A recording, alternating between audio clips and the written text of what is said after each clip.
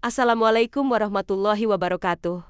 Sahabat yang dirahmati Allah, salat adalah ibadah yang sangat mulia. Bahkan menjadi amalan pertama yang akan dihisab pada hari kiamat. Karena itu, pakaian yang kita gunakan saat salat pun tidak boleh sembarangan. Allah Ta'ala berfirman, "Wahai anak Adam, pakailah pakaian terbaik kalian setiap kali memasuki masjid." Quran Surat Al-A'raf ayat 31, dan Nabi bersabda, "Tidak diterima syalat wanita yang telah haid kecuali dengan khimar penutup kepala dan tubuh." Hadis riwayat Ahmad dan Abu Dawud. Para ulama sepakat bahwa wanita harus menutup seluruh aurat ketika sholat, kecuali wajah dan telapak tangan menurut mayoritas mazhab. Dengan dasar itu, dalam video kali ini, kita akan membahas 10 jenis mukena yang haram atau tidak sah digunakan untuk sholat. Menurut kaidah fikih dan penjelasan para ulama, pembahasan ini penting agar kita lebih berhati-hati dalam beribadah. 1. Mukena yang tipis dan tembus pandang. Mukena yang sangat tipis, menerawang, atau terlihat warna kulit di baliknya, termasuk tidak boleh dipakai karena aurat belum tertutup secara sempurna. Nabi menyebutkan perempuan yang berpakaian tetapi telanjang, yaitu pakaian yang tidak menutup tubuh secara benar. Mukena tipis termasuk dalam hal ini karena tidak menutupi aurat dengan layak. 2. Mukena yang tidak menutupi kaki. Banyak wanita salat memakai mukena, tetapi bagian kakinya terbuka ketika ruku atau sujud. Mayoritas ulama berpendapat bahwa kaki termasuk aurat dalam sholat, sehingga bila terlihat, salat tidak sah. Menggunakan mukena panjang atau kaos kaki tebal bisa menjadi solusinya.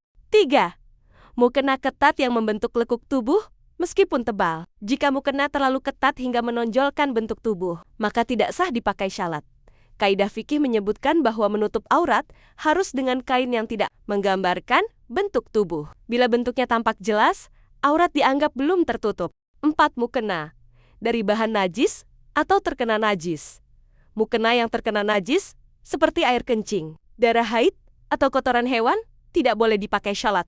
Nabi bersabda, Allah tidak menerima salat tanpa bersuci, termasuk suci dari najis yang menempel pada pakaian. 5. Mukena yang bergambar makhluk bernyawa.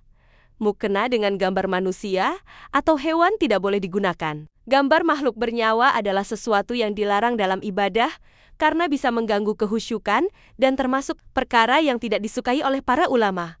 Nabi menyebutkan bahwa malaikat tidak masuk rumah yang terdapat gambar makhluk bernyawa. 6. Mukena yang berhias berlebihan dan mencolok. Mukena dengan payet berkilau, bordir emas berlebihan, atau motif yang sangat mencolok dapat mengganggu kehusyukan. Pakaian ibadah hendaknya sederhana, tidak membangkitkan perhatian, ataupun tabaruj. 7. Mukena yang pendek bagian atasnya.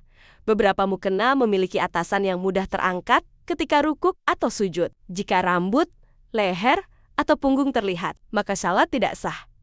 Menggunakan mukena yang panjang dan tidak mudah tersingkap sangat dianjurkan. 8. Mukena berlubang atau sobek. Lubang kecil yang memperlihatkan kulit, terutama di bagian lengan, dada, atau punggung, dapat membatalkan salat. Menutup aurat harus tanpa celah yang menampakkan warna kulit. 9. Mukena yang mengandung aksesoris najis atau haram. Beberapa mukena modern menggunakan ornamen dari kulit hewan yang tidak disamak atau bahan yang dianggap najis. Bila bahan itu termasuk najis, maka mukena tidak suci dan tidak sah dipakai untuk salat. 10. Mukena dari bahan haram seperti kulit babi atau hewan mati tanpa disembelih. Mukena yang dibuat dari bahan kulit babi atau kulit hewan yang tidak disembelih secara syariat adalah haram digunakan dan tidak sah untuk salat. Umar bin Khattab mengatakan, jika kulit tidak disamak, maka ia najis. Dalam salat, pakaian yang najis membuat ibadah tidak diterima. Sahabat muslimah yang dirahmati Allah, mukena adalah pakaian ibadah, maka pilihlah mukena yang tebal, longgar, bersih, dan sesuai syariat. Jangan sampai salat yang kita lakukan bertahan-tahan tidak sah hanya karena pakaian yang tidak memenuhi syarat. Semoga Allah membimbing kita untuk beribadah dengan ilmu dan kesempurnaan. Terima kasih sudah menonton. Jangan lupa like, share, dan subscribe untuk kajian bermanfaat lainnya. Wassalamualaikum warahmatullahi wabarakatuh.